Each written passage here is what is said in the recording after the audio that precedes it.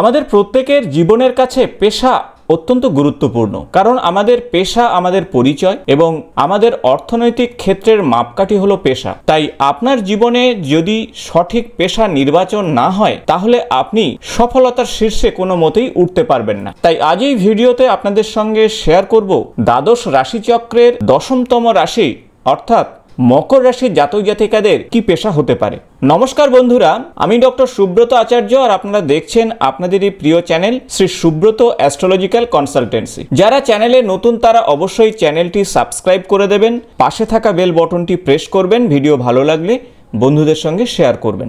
দ্বাদশ রাশিচক্রের অন্যতম এবং সেই সাথে 10ম রাশি হলো মকর রাশি, আর মকর রাশি হলো পৃথ্বী তত্ত্বের রাশি এবং সেই সাথে চর রাশির মধ্যে অন্যতম হলো মকর রাশি। মকর রাশির অধিপতি হলো শনিদেব। তাই শনিদেব যেহেতু এই রাশির অধিপতি, তাই মকর রাশির জাতক জাতিকাদের জন্য প্ল্যান এবং সেই প্ল্যানকে এক্সিকিউশন করা অত্যন্ত গুরুত্বপূর্ণ, আর এটাই হবে এদের মূল লক্ষ্য। যদি চন্দ্রদেব মকর রাশিতে অবস্থান করে তাহলে আপনি জানবেন মকর রাশির যেহেতু এই রাশির অধিপতি শনিদেব, তাই এদের মধ্যে ন্যায় এবং নিষ্ঠা সর্বদা থাকে। তবে শনিদেব সফলতা দিতে দেরি করে থাকে, তাই বিভিন্ন বাধা বিঘ্ন অতিক্রম করে এদের যেতে হয় এবং প্রফেশনের শীর্ষে পৌঁছাতে অনেকটা সময় লেগে যায়। তবে একটা সময় তার প্রফেশনের লিডারশিপ নিতে বদ্ধপরিকর থাকে। কর্মক্ষেত্রে সবসময় এদের রেসপন্সিবিলিটি থাকে, তাই একটি কাজ শুরু করলে সেই কাজ শেষ করার বিষয়ে বদ্ধপরিকর হয় এবং সফলতা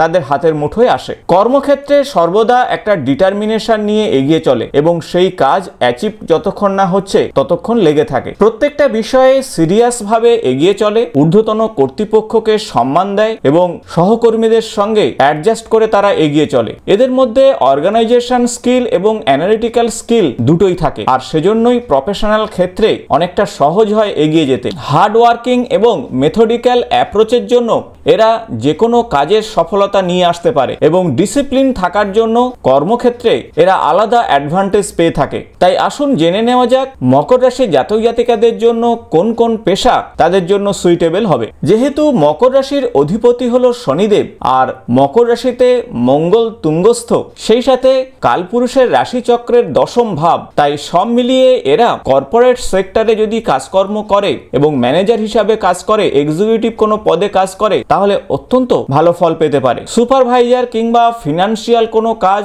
বা হিউম্যান রিসোর্স সংক্রান্ত কাজে এরা যথেষ্ট উন্নতি করতে পারে। অথরিটি বা লিডারশিপ পজিশনে এরা থাকলে এরা প্রফেশনাল ক্ষেত্রে অনেকটা সফলতা পায়। লিডারশিপ বা অ্যাডমিনিস্ট্রেটর হিসাবে বা চিফ এক্সিকিউটিভ অফিসার হিসাবেও এরা সফলতা পেতে পারে। প্রজেক্ট লিডার বা ডাইরেক্টর হিসাবেও আপনারা কাজ করতে পারেন। এরা অত্যন্ত ম্যাটেরিয়ালিস্টিক এবং সেই অ্যাপ্রোচে এরা এগিয়ে যায়।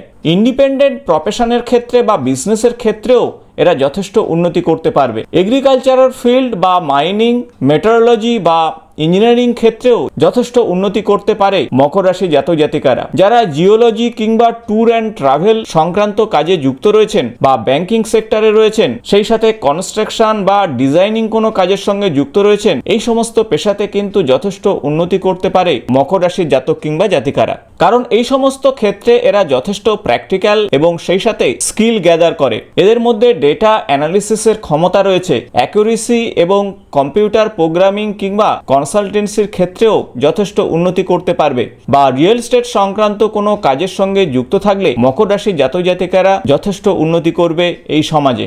যেহেতু শনিদেব এই রাশির অধিপতি, তাই শনিদেব হলো হার্ড ওয়ার্কিং প্ল্যানেট এবং কোনো কিছু লিমিটেশন বোঝে না, তাই পরিশ্রমের দ্বারা যে কোনো কাজ এরা সম্পন্ন করবে। দীর্ঘ কোনো প্রজেক্ট সংক্রান্ত কাজে এরা যুক্ত থাকলে যথেষ্ট উন্নতি করতে পারে। যেহেতু শনিদেব একটি ধৈর্যের প্ল্যানেট, সেই জন্য যে সমস্ত প্রফেশন দীর্ঘমেয়াদী সেই সমস্ত ক্ষেত্রে এরা ডেভেলপ করতে পারবে।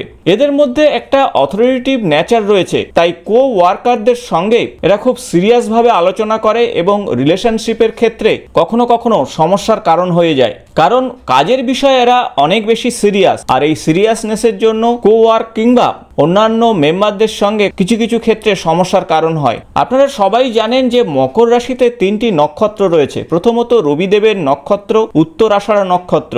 মকর রাশির 10 ডিগ্রি পর্যন্ত উত্তর আষাঢ়া নক্ষত্র অর্থাৎ রবিদেবের নক্ষত্র। তাই যাদের চন্দ্রদেব এই নক্ষত্রে অবস্থান করছে তারা ভালো অ্যাস্ট্রোলজার, গভর্নমেন্ট অফিসার কিংবা কাউন্সিলর বা লয়ার, জাজ বা সাইকোলজিস্টও হতে পারে। মিলিটারি প্রফেশনেও এরা যথেষ্ট উন্নতি করতে পারবে। অ্যাথলেটস কিংবা টিচার হিসাবেও যথেষ্ট উন্নতি করবেন আপনারা। কোনো অর্গানাইজেশনের হেড বা ডিফেন্সের হেড হতে পারেন আপনারা। হলিস্টিক হিলার বা পলিটিশিয়ান কিংবা কোনো ইন্ডাস্ট্রির কনসালটেন্ট হিসাবেও আপনারা কাজ করতে পারেন।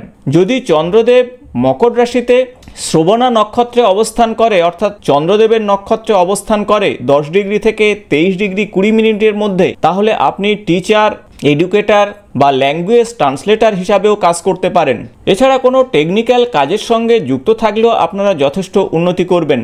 হোটেল বিজনেসও আপনাদের যথেষ্ট উন্নতি হতে পারে। আপনারা মনস্তত্ত্ব সংক্রান্ত কাজের সঙ্গে যুক্ত থেকে নিজেদের পেশাকে এগিয়ে নিয়ে যেতে পারবেন। তাই আপনারা ট্রান্সপোর্ট, ট্যুরিজম ইন্ডাস্ট্রি বা কোনো কনসালটেন্সিতেও কাজ করতে পারেন। মেডিকেল প্রফেশনেও আপনারা যথেষ্ট উন্নতি করতে পারবেন। চ্যারিটেবল অর্গানাইজেশনের সঙ্গে আপনারা যুক্ত থাকলে আপনাদের উন্নতি হবে। যদি আপনাদের চন্দ্রদেব মকর রাশিতে 23 ডিগ্রি 20 থেকে 30 ডিগ্রির মধ্যে অবস্থান করে, তাহলে আপনার জন্ম নক্ষত্র হবে ধনিষ্ঠা নক্ষত্র অর্থাৎ মঙ্গলের নক্ষত্র। সেক্ষেত্রে কম্পিউটার সংক্রান্ত কোনো প্রফেশন, রিয়েল এস্টেট সংক্রান্ত কোনো ব্যবসা, সায়েন্স বা ফিজিক্স সংক্রান্ত কোনো কাজে যুক্ত থাকলে আপনারা যথেষ্ট উন্নতি করবেন। এনভায়রনমেন্টাল ইন্ডাস্ট্রি কিংবা ম্যানেজমেন্ট সংক্রান্ত কাজে যুক্ত থাকলে আপনারা প্রভূত উন্নতি করতে পারেন। এছাড়া মেটাল কিংবা অ্যাথলেটিক্স সংক্রান্ত কোনো কাজে যুক্ত থাকলে আপনাদের উন্নতি হবে। তাই সব মিলিয়ে এই 3টি নক্ষত্রের জাতক জাতিকাদের বলবো এই ধরনের পেশার মধ্যে কোনো একটি পেশা আপনার জীবনে কিন্তু সফলতা আনতে পারে। তবে গুরুত্বপূর্ণ এই পেশা নির্বাচনের ক্ষেত্রে নিজের জন্মকুণ্ডলী অ্যানালিসিস করে তবেই সিদ্ধান্ত নেবেন। আশা করব ভিডিওটি ইনফরমেটিভ হয়েছে। ভালো লাগলে বন্ধুদের সঙ্গে শেয়ার করবেন। আগামী নতুন কোনো জ্যোতিষ সংক্রান্ত ভিডিওতে আপনাদের সঙ্গে দেখা হবে। আজ এই পর্যন্ত, নমস্কার।